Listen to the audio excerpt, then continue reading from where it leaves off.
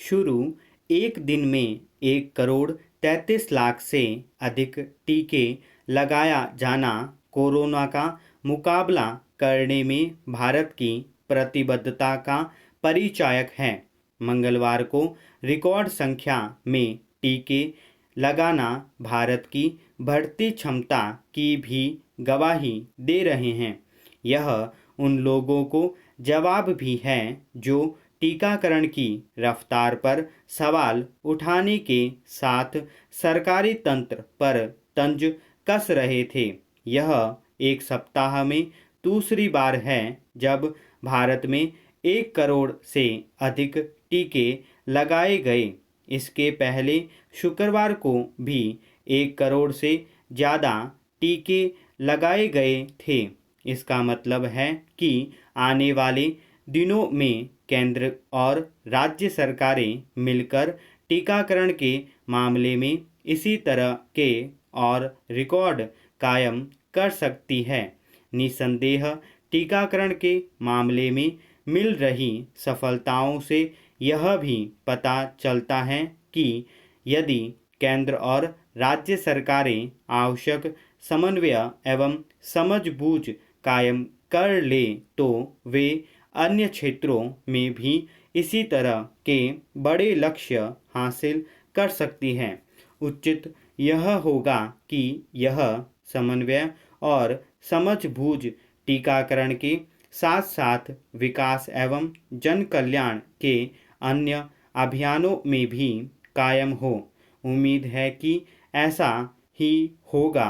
फिलहाल उन सबकी मुक्त कंठ से सराहना होनी चाहिए जिनके सहयोग एवं समर्पण से टीकाकरण के मामले में रिकॉर्ड बन रहे हैं। रिकॉर्ड संख्या में टीकाकरण होने का अर्थ यह है कि भारत टीकों की उपलब्धता बढ़ाने में समर्थ होता जा रहा है। इस दिशा में और ध्यान दिया जाना चाहिए ताकि सभी पात्र लोगों के टीकाकरण का लक्ष्य समय से पहले हासिल किया जा सके।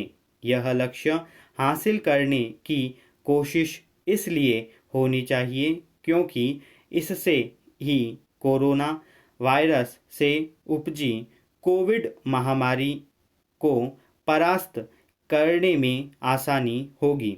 इस कठिन चुनौती को आसान बनाने के लिए यह भी ज़रूरी है कि आम लोग टीका लगवाना अपना फर्ज समझे। यह एक राष्ट्रीय दायित्व है।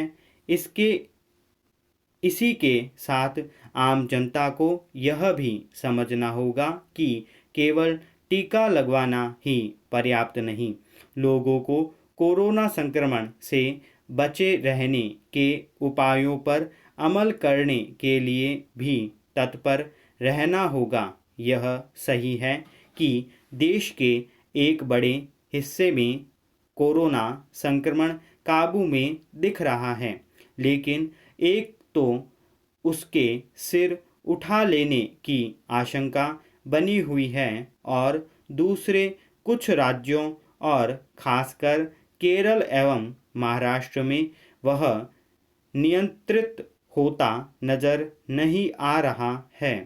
स्पष्ट है कि इन राज्यों को कोरोना संक्रमण पर काबू पाने के लिए और अधिक सक्रियता का परिचय देना होगा।